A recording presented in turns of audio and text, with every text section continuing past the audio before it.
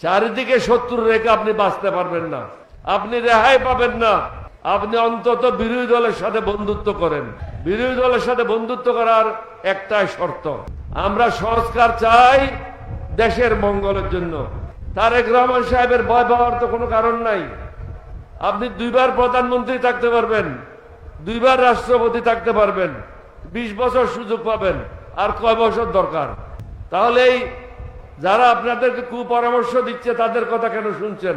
সংস্কারগুলি প্রয়োজন দেশের মঙ্গলের জন্য, এটা কোনো জামাতের জন্য না, 11 দলীয় জোটের জন্য না। আপনি 2 দিন আগে আমি শুনেছি, কতদূর সত্য বা মিথ্যা আমি জানি না, কোন একটা আর্মির ফাংশনে আপনি বলেছেন যে সংস্কারগুলি আপনি অক্ষরে অক্ষরে পালন করবেন। তাহলে আপনি সেটা যত দ্রুত সম্ভব করেন না কেন, চারিদিকে শত্রু রেখে আপনি বাঁচতে পারবেন না, আপনি রেহাই পাবেন না। আপনি অন্তত বিরোধী দলের সাথে বন্ধুত্ব করেন। বিরোধী দলের সাথে বন্ধুত্ব করার একটাই শর্ত, সেটা হলো আপনারা আমরা মিলে যে দস্তখতটা করেছি, সেই দস্তখতটা হলো জনগণের পক্ষ থেকে এবং জনগণের রায়ের মাধ্যমে অনুমোদন দেওয়া হয়েছে, সেটা হলো সংস্কার। আর ব্যক্তিগত জীবনে আমরা স্বস্তি চাই, হারামজাদাদের হাত থেকে মুক্তি চাই, যাদের কারণে দেশে অশান্তি তাদের হাত থেকে মুক্তি চাই, বিদেশি দালালদের হাত থেকে মুক্তি চাই, তাদেরকে চিহ্নিত করেন। আমি শুনেছি আপনি ইতিমধ্যে সচিবালয়ে যারা দালালি করে তাদেরকে চিহ্নিত করতেছেন। আপনি কেন চিহ্নিত করেন না? থানায় যারা দালালি করে তাদেরকে চিহ্নিত করেন, উপজেলায় যারা দালালি করে তাদেরকে চিহ্নিত করেন।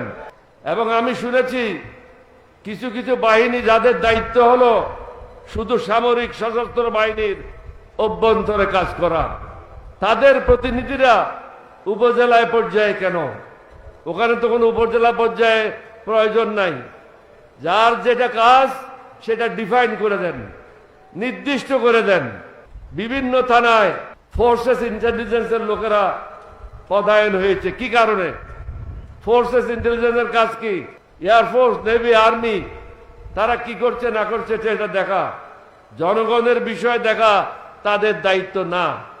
তাদেরকে আপনি দুর্নীতিগ্রস্ত করছেন, কারণ যাদেরকে নমিনেশন দিয়েছেন তাদের মধ্যে 1/3 অশিক্ষিত, আর 1/3 হলো লুটেরা, যারা আমাদের টাকা লুণ্ঠন করেছে তাদের সাথে প্রেমপ্রীতি করছেন, যারা আমাদেরকে ধ্বংস করেছে তাদের সাথে মহব্বত করছেন। ব্যাংকে কোনো টাকা তো নাই, এটা হলো আপনাদের টাকা, জনগণের টাকা লুণ্ঠনকারীদের সাথে, তাদের সাথে কিসের মহব্বত? হাত পা ভেঙে গুঁড়া করে দেন, যাকে যেখানে পান ধরেন।